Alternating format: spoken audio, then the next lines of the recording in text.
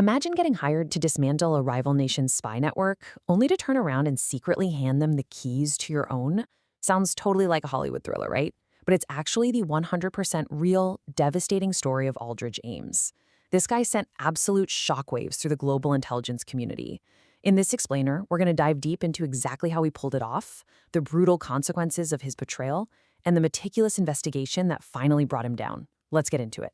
So think back to 1991. The Soviet Union collapses, the Berlin Wall has already fallen, and the public is basically breathing this massive sigh of relief. Everyone thought, okay, the Cold War is officially over, spies are just a thing of the past now, right? Well, not exactly, because beneath the surface, that shadow war hadn't ended at all. It just went deeper. Fast forward to 1994, and we realize that multiple major moles are still actively spying for Russia right from inside the US intelligence community. It's wild to think about. The threat wasn't gone, it was quite literally hidden in plain sight. We're actually going to kick off our timeline right at the climax. It's February 21st, 1994, in a quiet, super unassuming neighborhood in Arlington, Virginia.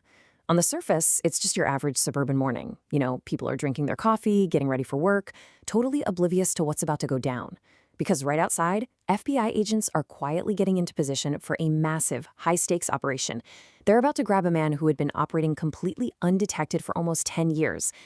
And that man was Aldrich Ames. Now, Ames wasn't some hired outsider or a low-level contractor. Not at all. He was a 31-year veteran of the CIA. A lifer. When the FBI swooped in, they arrested him and his wife Rosario, who had actually been helping him for spying for the Russians. For nearly a decade, this seasoned officer, a guy trusted with the country's most closely guarded secrets, had been actively working for the other side. But honestly, the most staggering part of all of this is what Ames actually did for a living. He was the ultimate insider. A CIA case officer completely fluent in Russian whose absolute specialty was the KGB. His literal job was to recruit Russian intelligence officers.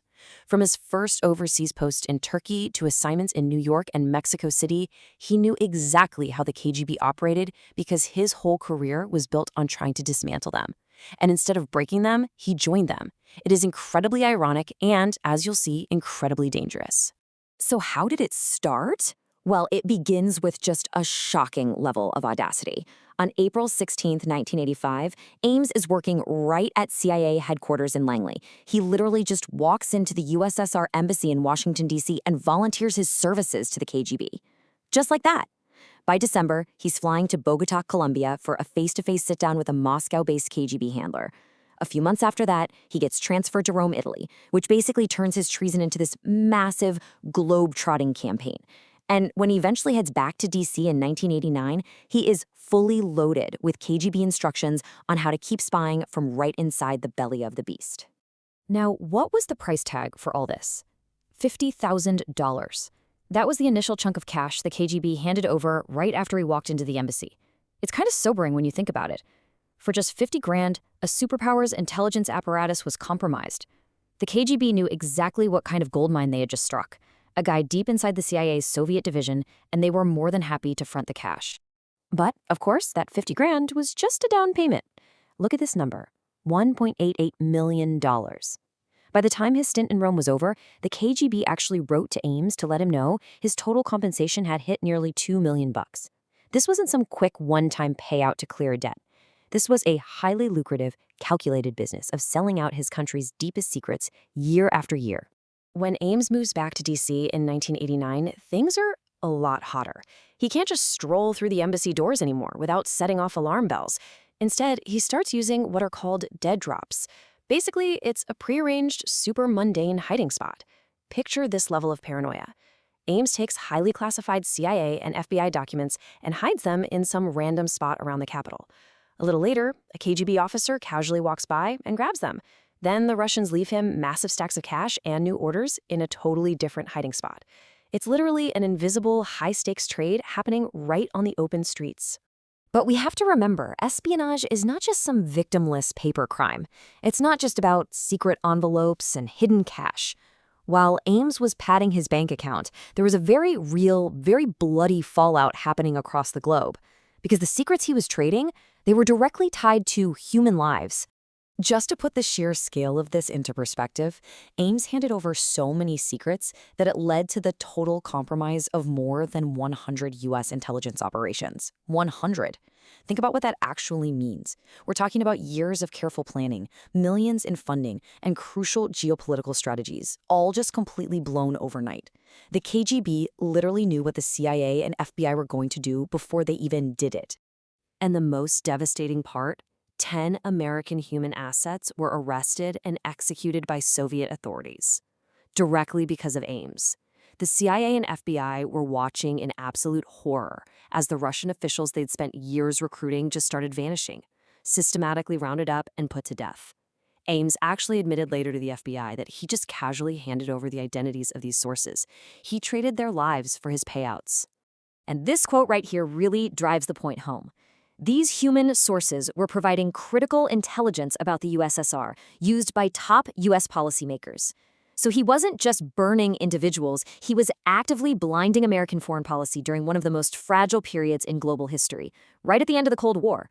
By wiping out these assets, Ames basically crippled America's ability to know what the Soviets were up to. You can only imagine the absolute chill that went through the intelligence community when analysts finally started connecting the dots. It took years. Everyone knew there was a catastrophic leak. Too many top-tier assets were disappearing.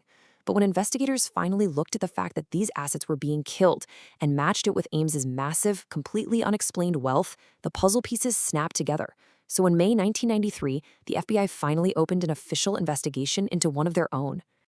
This investigation was an absolute masterclass in counterintelligence. Let's walk through the steps. Step 1, they notice his unexplained wealth. Step 2, the FBI launches a massive 10-month physical and electronic surveillance operation. I mean, they are watching his every single move and even secretly searching his house, finding documents tying him to Russian intel. Then, step 3, this is straight out of a movie. On October 13th, agents actually spot Ames drawing a chalk mark on a mailbox. It was a literal signal to the Russians to set up a meeting. Finally, step 4, Ames plans an official trip to Moscow.